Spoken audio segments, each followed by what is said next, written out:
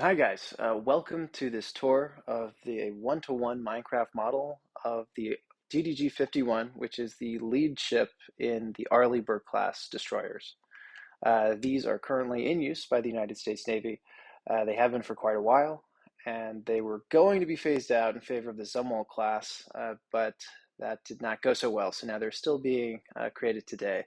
So this is the Flight 1. They have been iterated on in terms of design, and now we're up to, it's like Flight 3 now. So it's gone through many, many major revisions over the years, but the general gist of it is the same. So this Flight 1, it's 505 feet long. It's got 8,300 long tons of displacement. It's a rather large ship.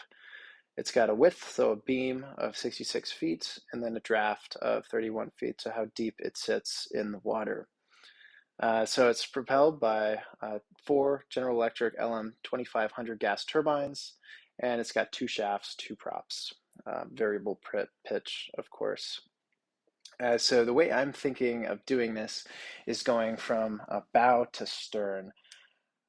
Things, once you get inside, because this does have a full interior, things get kind of confusing and twisted around. So I'm probably going to put up an overlay of schematic that I pulled to just show you where we are in the ship at a given time, because there are compartments sprawled everywhere. This actual project has taken probably close to 100 hours, pulled hundreds and hundreds of reference frames and images online where I could, just to kind of get everything at least as spatially accurate as possible.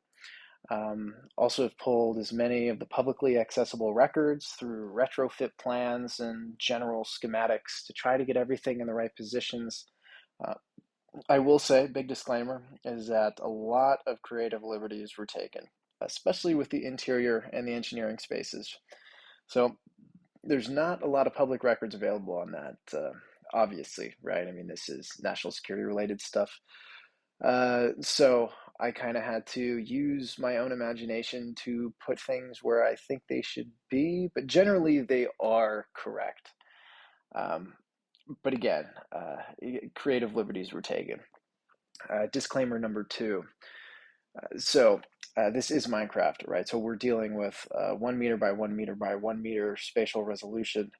And that makes things difficult to model, right? I mean, with a one-to-one, it's not like a 1.5 to 1 where you have some more leeway with the spatial resolution. But here, we're dealing with a lot of other things that aren't necessarily Minecraft related. So things like electronics, things like wheels, valves, pipes. So again, some creativity and some imagination is needed to actually enjoy looking at some of these things and understanding what they're supposed to be.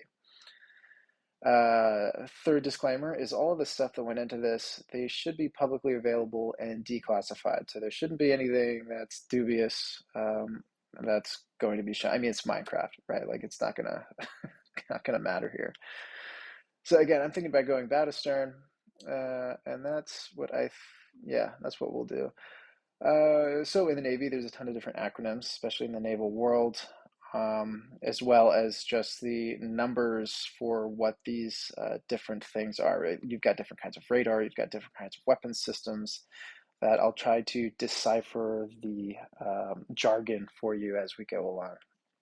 So I will say that the bow especially was inspired by the model made by McKronenberg on Planet Minecraft. Let's continue with this. So there is no ship number on this.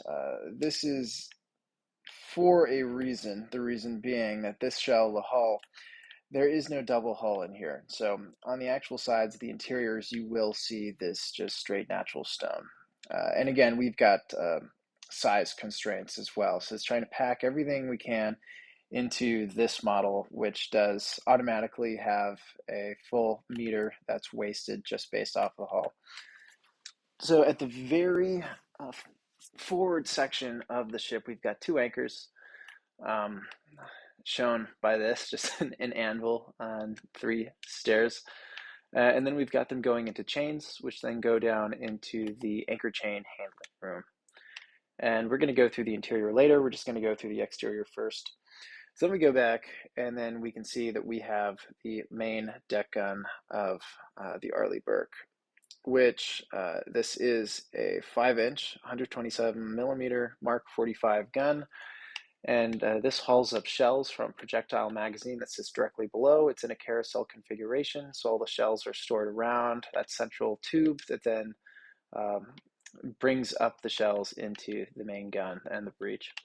Then we have the VLS cartridges, the pods that they have things like Tomahawk missiles that will launch vertically.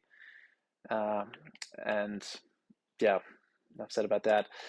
So first thing that I think is consistent throughout this ship is that we have these reddish wooden fences.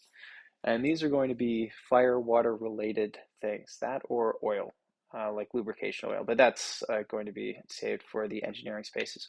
So in the case that this ship was damaged or hit and then there's fires aboard, the hoses would be lined up and then screwn into these standoffs and then used to put out those fires. Then of course we have the ship's bell right there. Then we can move up, and then we have this 20 millimeter phalanx Sea-Whiz. So it's essentially a Gatling gun that shoots massive amounts of lead at a given time, all controlled with its own personal radar system attached. And then going back, we have these massive SPY-1 passive radar systems. These are to scan the air for any threats. And up here, we have some more antenna work. So these specifically are going to be what's a WSC 6 antenna. So these are for communication, big old radomes. And then we have our big X-band illuminators. So these are SBG 62s. And essentially, these are looking for the sky, right? So these are fire control. So things like the main deck gun, as well as the Tomahawks. Then going forward more, then we have these electronic warfare pods. There's one on each side of the ship. These are ANSLQ-32 electronic warfare suites. They look kind of like that. I don't know if I can pull up a picture and put it in there. But there's one on the port side and the starboard side. And, we're using standard maritime conventions. So we've got port being red, as well as our starboard being green. So moving back, we've got the main mast of the ship. Most of this stuff is just artistic. Liberties here, a bunch of just antennas, things that have just been added that kind of look like the original pictures. Not sure what the actual designations on these are, but we've got another radome there as well. And then moving back more, we've got another set of those passive radar panels. We've got another fire hose standoff. And then going down further, then we have these, which are meant to represent Mark 36 SRBOCs, which is Super Rapid Bloom Offboard Countermeasures Chaff and Decoy Launching System. So a mouthful there. So essentially decoys to, if there's a missile headed incoming, then you can release chaff into the air to try to confuse it so it detonates in an area that isn't so close to the vessel. So we have these main two superstructure areas behind the most forward superstructure, which these are for those exhaust stacks. So again, there's 4 LM2500 gas turbines that power this ship, that run out to the screws, provide power that run out to the screws. And each one has their own exhaust output stacks. I put some campfires in there just to make it look cooler than not. And then on the base of these superstructures, we have these trapdoors, which I'm imagining to be the air intakes, right? So these are air-breathing gas turbines, so they need air to come in, and then they have the exhaust to come out. Then we have these two. There's one on each side, and these are Mark 38 25 millimeter Bushmasters. So these are remote controlled. There are no personnel on deck needed, and they're autocannons. So some more fire-related stuff, and now we've got what I imagine to be life raft pods. So in the case of abandoning ship, God forbid, these would roll off the sides and then expand into large personnel rafts.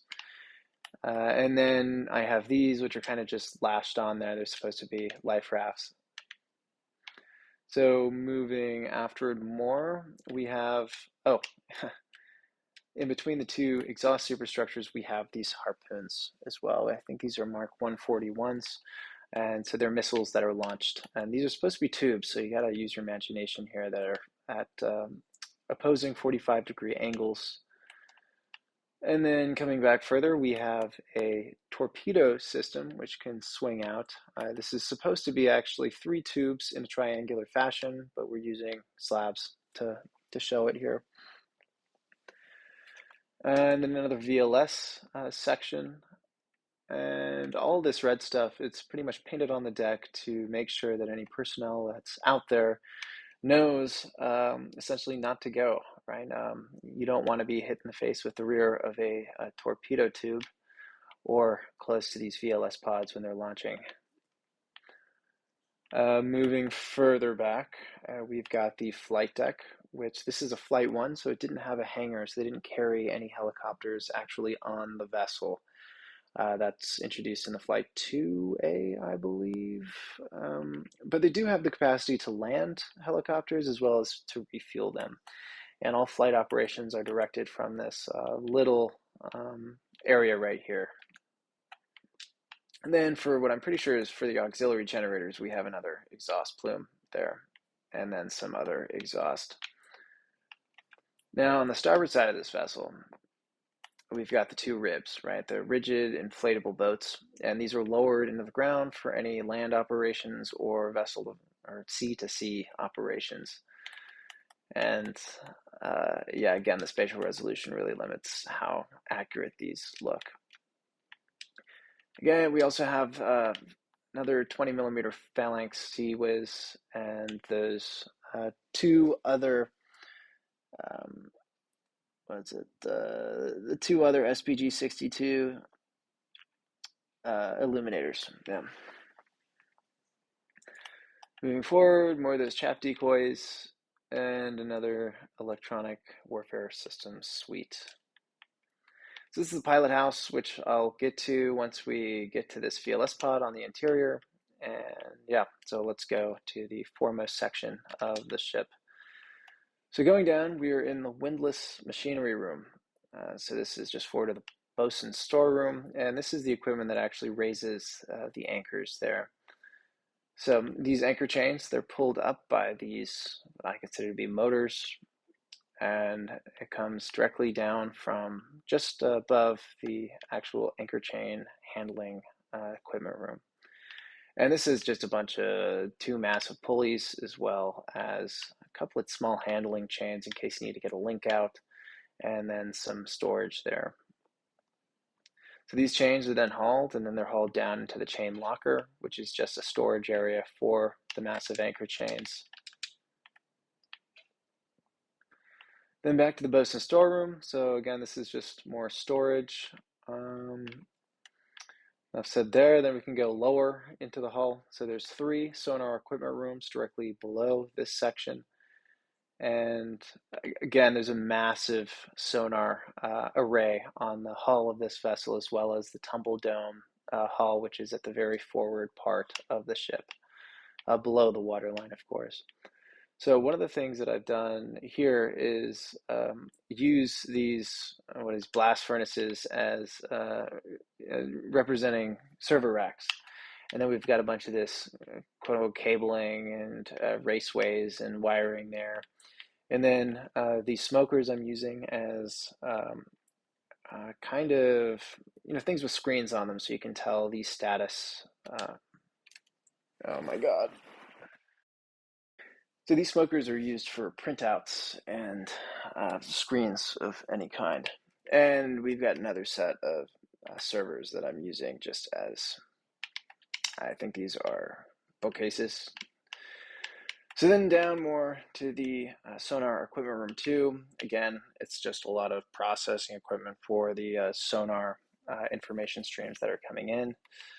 And then we've got here, moving more aft, this is combat systems equipment room number 1. So these are the things that actively do fire control and process information related to combat systems. So some more servers, we've got on and off indicators, some buttons, levers, of course, and more cabling. And then I'm going to be using these to symbolize gauges for the rest of pretty much the entire build. And we've got this uninterruptible power supply. So this is a capacitor as well as battery, just in case that one of the auxiliary generators goes offline, then you still have the ability to operate your combat systems. So we're going to halt going more aft for right now. We're going to go through the sonar equipment room number 3, which is directly below number 2 and number 1. And again, more of the same things. And then we have our deep projectile magazines. This is where a majority of the projectiles are actually stored. So these are the shells that go right up through this handling tube up to the carousel magazine, which is where they hold the shells directly before pushing them up to the main gun to fire. Again, this is very reinforced. When building it, I actually had a rough time accidentally putting a lever next to one of the TNTs. I had to rebuild quite a bit of things after that. And then since all of this sonar equipment is operating all the time, and it's a lot of electronics and server related stuff, it gets quite hot. So we need a bunch of cooling here. So we've got cooler number 1 and cooler number 2. Well, both are number 1, but we've got train A and train B. So for redundancies, and in the case that train A goes offline, whether it needed to be repaired or anything or damaged, then we still have train B to take up the slack there.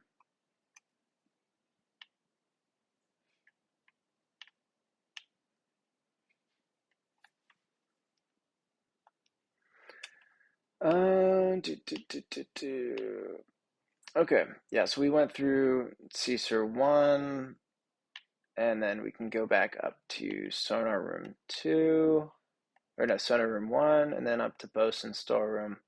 And then we can further traverse aft. So this is the carousel magazine. So we're standing directly above where the projectile magazine is deeper into the ship. But this carousel magazine is, again, where the shells are brought up, the projectiles are brought up, and then stored in a rotary style magazine for quick access, for rapid firing. So if we go up here, just so you get a better impression of where we are, so we've got the main deck gun, right below it we've got that carousel, and then right below that we've got the projectile magazine itself that we were just in. So going back, again, we have the 5-inch gun carousel. We can go in here, just added protection, second door. This looks nothing like it does in real life, but it's the best I could do. So that it rotates and then pushes those shells up a main tube into the actual gun. And then this is just the way we came, the room we were in before, which is CSER.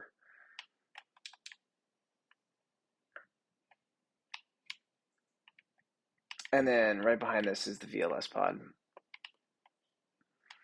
Another set of piping, a damage control locker, and then we've got this just simple pump for some miscellaneous reason. So these are covers, just as to mean don't put your hands in there. And then these tanks are what I represent to have a pump system. So a motor, which is that anvil, and then the tank, which is the pump, the impeller, the casing, all of that stuff.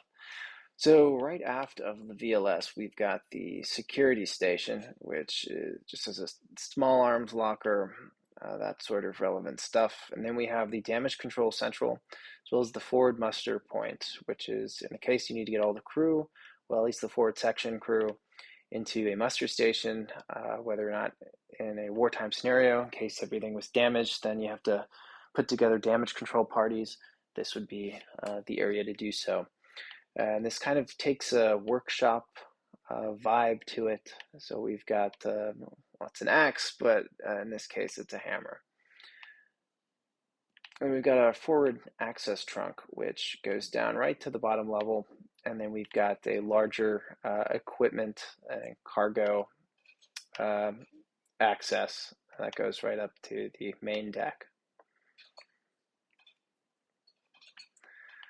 So let's go back outside and let's go up to the pilot house, because I think that's a better way to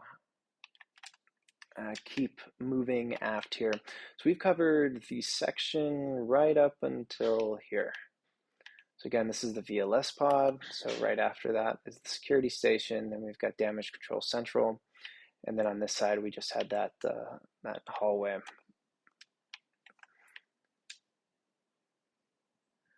So going up to the pilot house, we're on the starboard side here. So we've got just a watch point, and this, in this case, is going to be a set of binoculars and ranging equipment that the lookout, starboard lookout, can scan the sea with. So now we go to the pilot house, which I'm kind of torn on this because the actual layout of the bridge is exactly how it is in real life. However, then I put behind it just the commanding officer at sea stateroom, which maybe it goes there. I have no clue, but to me, it seemed like a reasonable place to put it. So the CO, he has a at sea and then at port stateroom. So at port, it's self-explanatory, stays there, and at sea, he stays close to the bridge. So bed, bathroom, all that good stuff. And I'll put an overlay up of how the bridge is actually laid out here, but essentially goes as this. Okay, so you have your ship's wheel here. You've got helm station, lee helm station. You've got what this is supposed to be a chart table, and then a radar repeater, which is supposed to be here somewhere. And then on the starboard side, you've got the CO, and then on the port side, you've got the XO, which is the executive officer. And, you know, they've got their own little maps there so they can see what exactly is going on. And then more forward, you've got helm forward station, and then you've got bridge command and control station. And then we've got the centerline gyro repeater.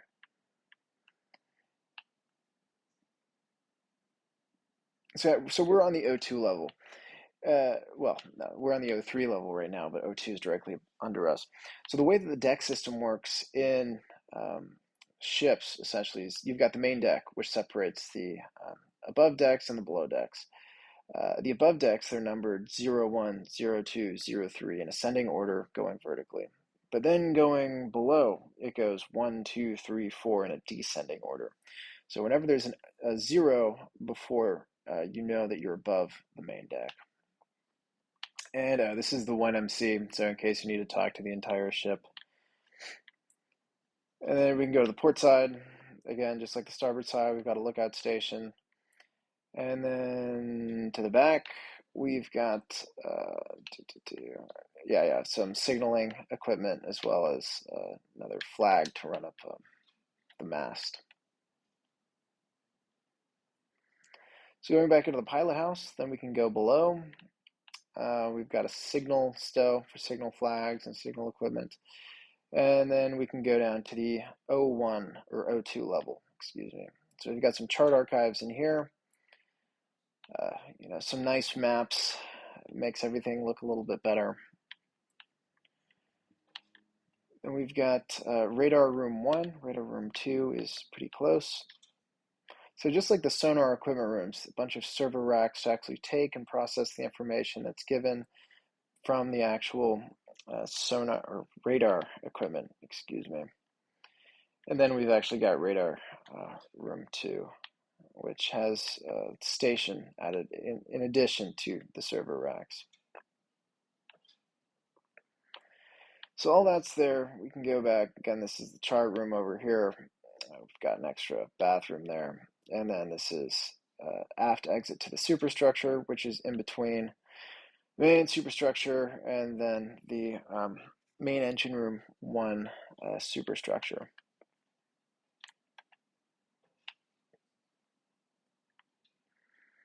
So going more starboard now, that we can go down to the O1 level, which is where we have some habitation. So that ladder goes down to the main deck. We've got the CWIS magazine and control. So I've got some rounds there, which we're just going to reduce to be TNT blocks. And then we've got the tube that goes up to feed the drum on the CWIS. And these go out to just look over the main deck. And we've got an operator station. It doesn't need an operator, but it's got one. And then we have our division commander stateroom here. Again, like this stuff, I have no clue if this stuff is in its right position. But, you know, in case the division commander rolls up, then you've got a stateroom to put him in, which is probably the nicest on the entire ship. Then close to across from it is the CO at port stateroom, which is 2 levels below the at sea. It looks pretty similar. It's a bit larger. And then for officers, so we have some quad berths here. So 4 dudes in a room, some showers, another quad berth, a bit different than the last. And then we can go back around to another water closet, WC. And then we can go down to the main deck. So again, to actually visualize where we are, so that main gangway, is that the right word for it? It's right there. So directly beneath the main superstructure. And so we've got some different deck gears. We've got an airlock in there, and so on. So a bunch of valves, piping.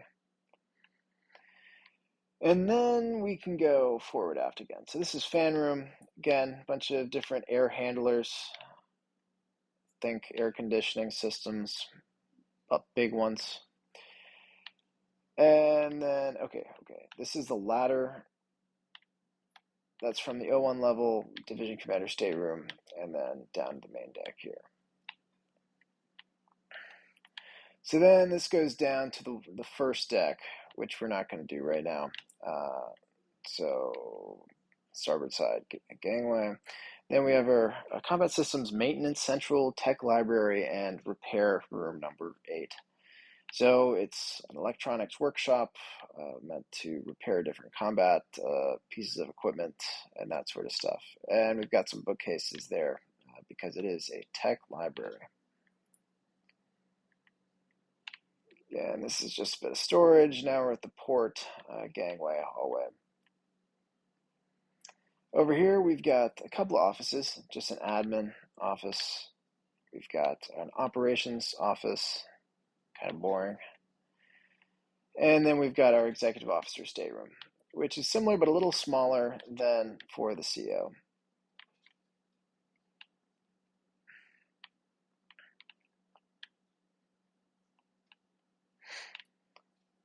All right.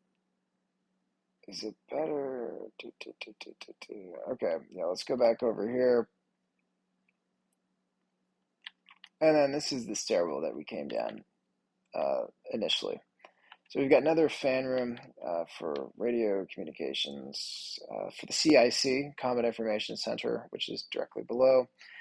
And then we have our intake exhaust structure and machine shop number 1. And this is directly below that first superstructure that I pointed out, which exhausts from main engine room 1. A bit of a workshop in here as well. And then we've got our massive exhaust structure that goes up and then splits off into 2. So this is for turbines 1 and 2. And so this actually goes up right to the top, and it's got just a trapdoor that you can overlook just for maintenance purposes. And then going into here, so we were just here. Like I said, it gets kind of confusing. So this is, again, the port side. And then this is electronic workshop number 2. And then out here, so that covers that first exhaust superstructure there. And now we can work our way down.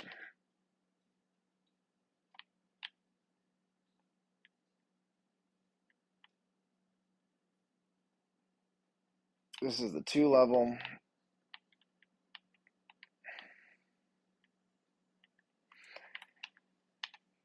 So just to put it in perspective and rejoin where exactly we were at the beginning. So there's the security station. This is just after that. So this is a bunch of habitation stuff. We've got just a bunch of enlisted bunks. We've got a bathroom there. And behind all this stuff is the CIC, the Combat Information Center. And again, to put it in perspective, so this is a tech library again, and just has an extra stairwell there. Some more habitation, some showers.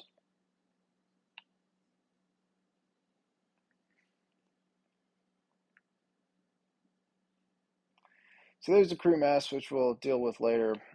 But then we come here. It's got the namesake, the USS Arleigh Burke. And then we have the Combat Information Center, which I'll probably put up an image here as well. But this is where all the stuff goes on. So if you've got any targets you need tracking, whenever there's general quarters or battle stations, so to speak, this room would be absolutely packed. See, these track targets, they plot firing solutions, all of that fun stuff. Very blue. And then we can go to the crew's mess. So a bunch of different tables. Over here, it's the go locker. So that's where the CPOs go, chief petty officers. A bunch of seating. And then we have the galley over here. Yeah, the galley, freezer, just cold storage where they cook. Bunch of regular storage, and then this is the second exhaust superstructure there. And again, we've got a bunch of intake pipes for clean air. And this is the wardroom, so where all the officers go to eat. And then this right here, it's a logistics hatch, which goes right down to aux 2.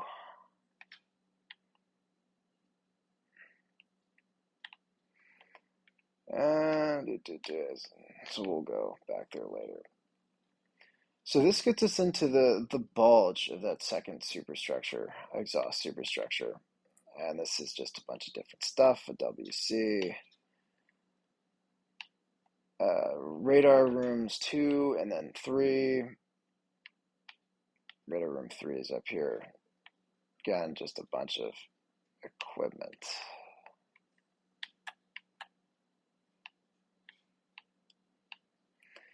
And then, because this is directly under the aft CWIS, we've got another magazine and control. Another pump station. Another radio. Well, not radio, but phone.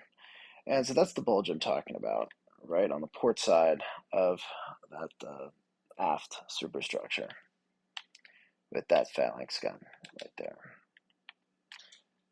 So we can head back on in.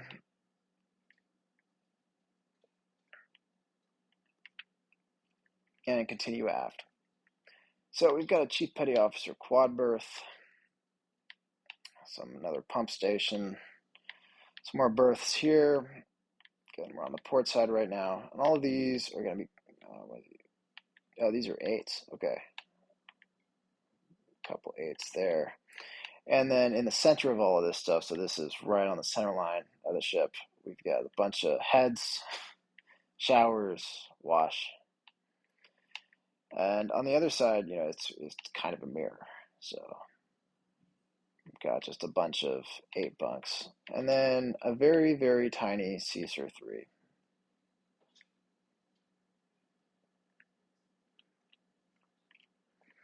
And back here on the cross, we've got some more beds. And we've got our little weight room here, which is just forward of the flight deck.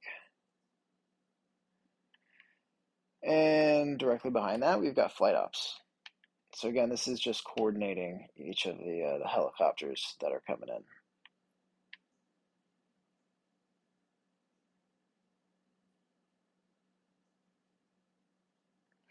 Some more chief petty officer quads, less luxurious than the one up there. And then that covers the entire level 1, first level. So that's all along there.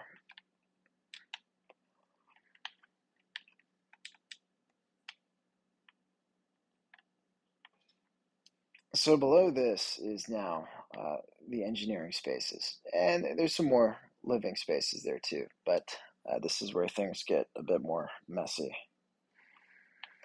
So we've got some more habitation and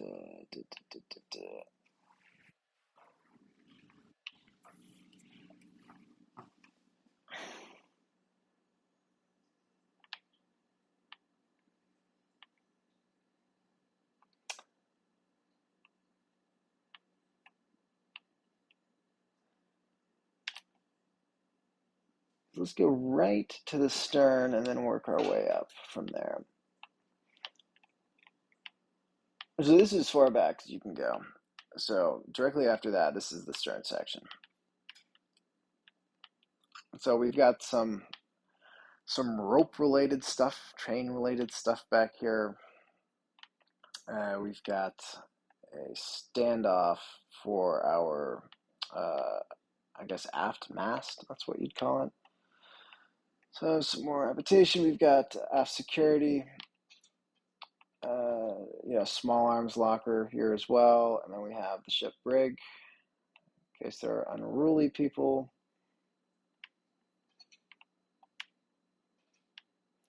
Unruly sailors. So then we have aft WC and showers. We should have a hangout room here. I don't know what you'd call it. Recreation.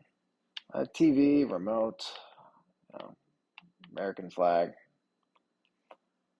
Got some more habitation, and then we have another hangout room here. Another bathroom. So now we're going across the center line of the starboard side, and then we get into the engineering spaces. Another washroom there. So we can go down oh man.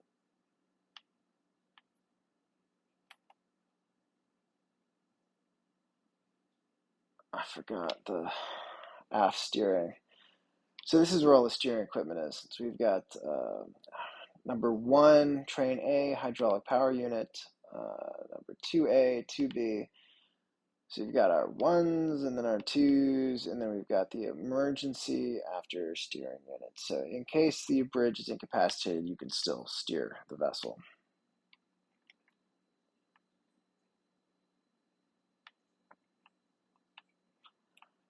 And then, yeah, we can go down here. So the next space at the bottom of the ship, this is, oh God, generator room, yes. It says a bunch of different equipment in it that, let me read out to you. Because again, all the equipment is here in the ship, but it may not be in the right place. So here we've got we've got a fire pump to bring water up to the main deck. We've got our ship service switchboard, so a bunch of different switch gear to distribute electricity to different areas of the ship. Got our JP5. This is aviation gas. It's a fill and transfer system. So if the helicopters need to be refueled, it's coming from here. And then we've got our number 3 gas turbine generator. So this is in charge of electricity. Got our air intake and our exhaust.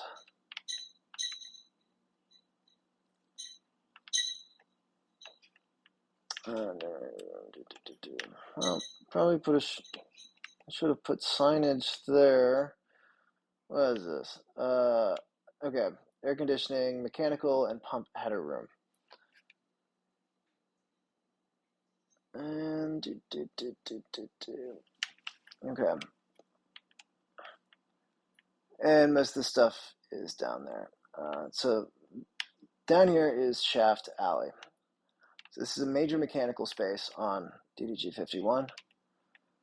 And we've got 2 main shafts, right? So these are coming from the main engine rooms, and these are turning the screws at the back. So these are the 2 shaft alleys So they go back, and right behind that is the shaft seal penetration that goes right to the screws.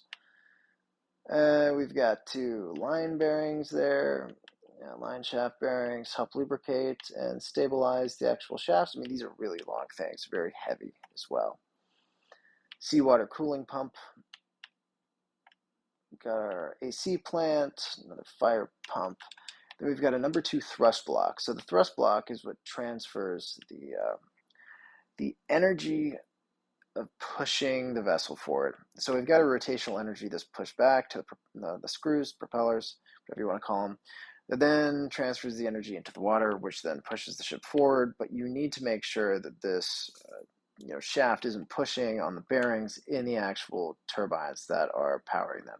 So that's why you have these big thrust blocks here, which transfers the energy, forward energy, from the shaft into the actual ship itself. So the thrust block for the starboard side shaft, this is more forward. Then up above here is just kind of the up top handling. Nothing really special here. Not a lot of information on the equipment. And then we've got our main engine room 2, and then this is aux 2, and then main engine room 1, and then aux 1, which is further. This is the central control station. This is on the starboard side, on the aft section of main engine room 2, and this is where the beating heart of the ship is controlled from. So various panels where you'd have engineering officers standing there. And then we can get into the nitty-gritty of main engine room 2.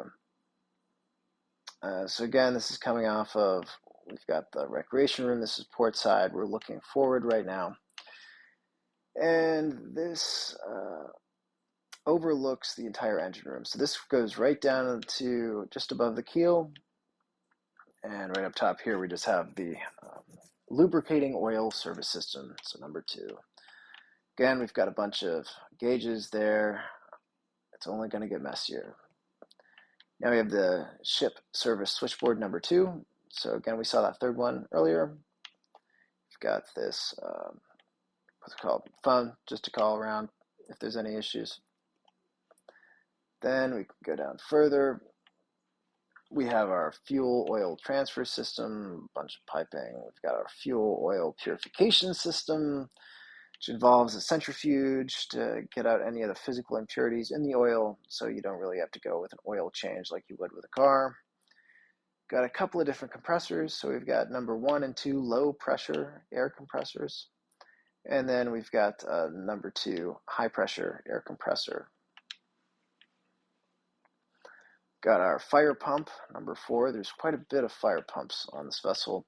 And we've got our massive exhaust structure, as well as our intake structure there. So this big block is meant to be both number 2A and 2B gas turbines. So these are actually what's powering and turning those shafts that run out to the screws.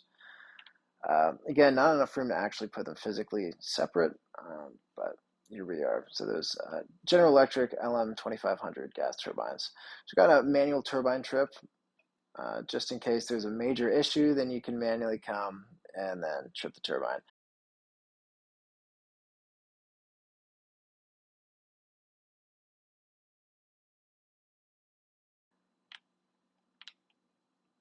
So we've got seawater cooling pumps. We've got another 1A shaft bearing, and this is going to be a gas turbine generator over here, number 2 GTG. And going back here, we've got shaft alley again, so it makes more sense. And then we've got our reduction gear. So the screws turn at a rather slow rate when compared to what's being output by the gas turbines. So the gas turbines, they're spinning at relatively high RPM, and you've got to be able to reduce that RPM down to something that's usable. So that's why we've got the reduction gear there. So it reduces the RPM and it increases the amount of torque as well.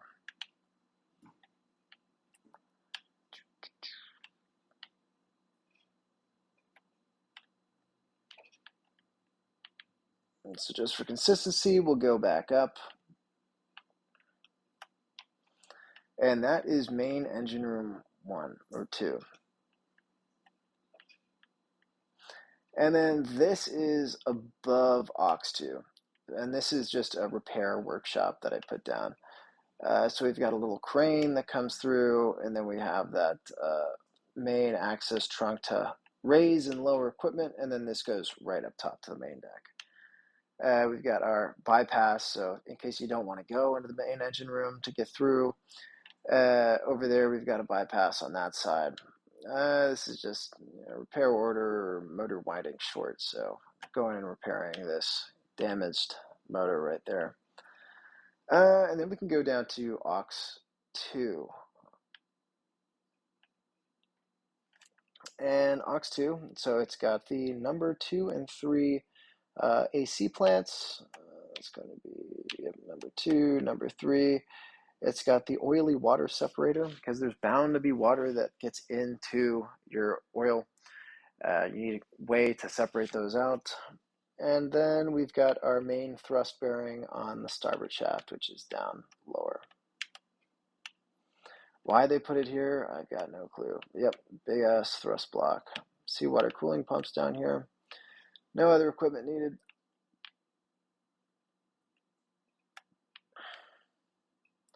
And then we can go into main engine room 1. So again, we have this area that overlooks it, a bunch of different levels here, but we've got the number 1 lubricating service system, lubricating oil service system. Got the massive exhaust structure, massive intake structure. Most of the stuff here is the same as main engine room 2, but there are a couple of key differences here. So here we've got the CRP system, which is what's responsible for actually changing the pitch of the blades on the screw, if I remember correctly. There's one back there, I guess I just forgot to show it. Got another fire pump, many fire pumps, high pressure air compressor, fuel oil purification system, transfer system, low pressure air compressor. We've got another switchboard somewhere. Got our fuel oil service system. Again, intake. I'll take it down right to the bottom. Why not? Yeah, it's aux1 over there. Again, we've got the first set of LM2500 gas turbines, as well as the number 1 reduction gear. A lot of lubrication oil that's being put through.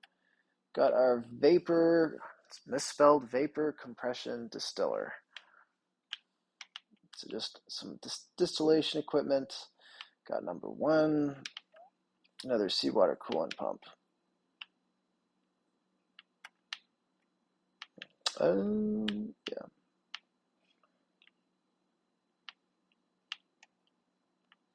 So just to be consistent, we're going to go all the way up, and then we're going to go over to aux1, which is below this area. So going down into aux1, there's machine engine room 1. We've got a few different systems. So we've got the number 1 gas turbine generator.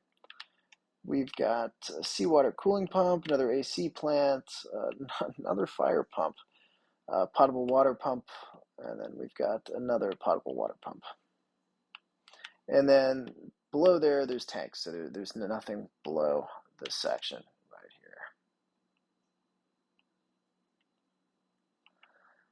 here. Here we've got another CSER, so again, just more server-related stuff. UPS, capacitors and batteries. Again, this is the bypass for machine engine room 2.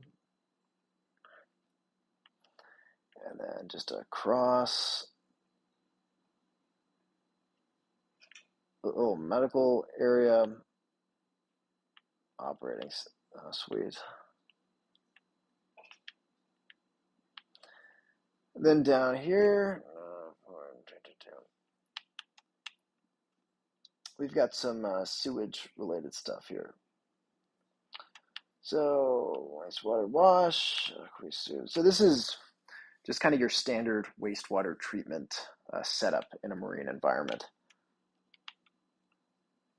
So more of this random stuff, and then we have a VCHT, vacuum, collect, hold, and transfer room.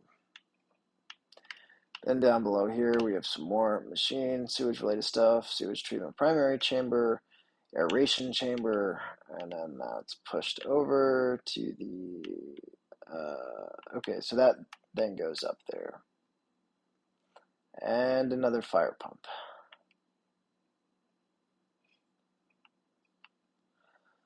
So forward of this, we've got the dry store. It's just a bunch of cargo storage. And then this is the forward access trunk. So if you remember, this goes all the way up back to that damage control central where we were quite a bit earlier.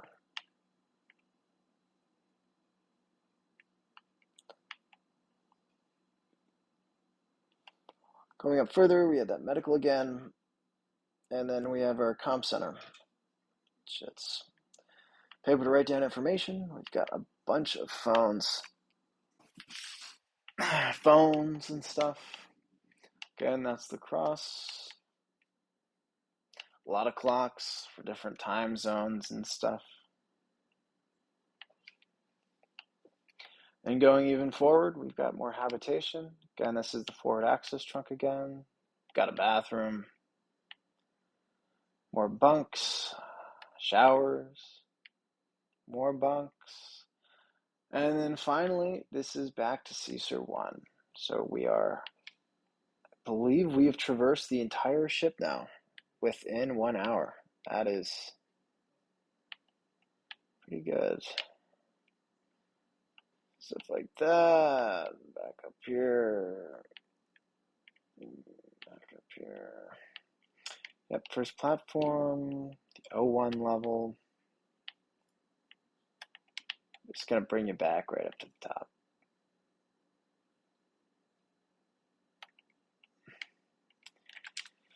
And so I think that's it. Yeah.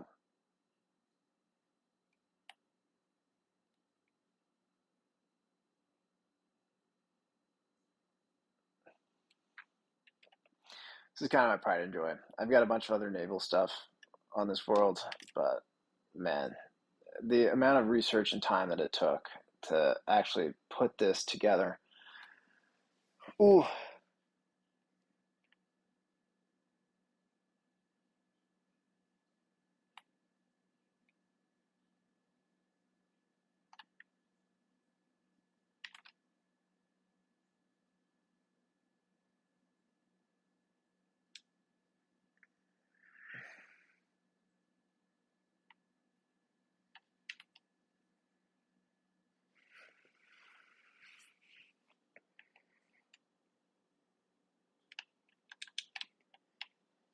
Well, so that is it. If you hung out until now, you are a trooper because it is, again, confusing and takes a lot of imagination, but that's kind of just how these ships are built. So, yeah, thanks for watching. If you're interested in other naval stuff, let me know. There's quite a bit more to go around. But yeah, that's DDG-51, USS Arleigh Burke.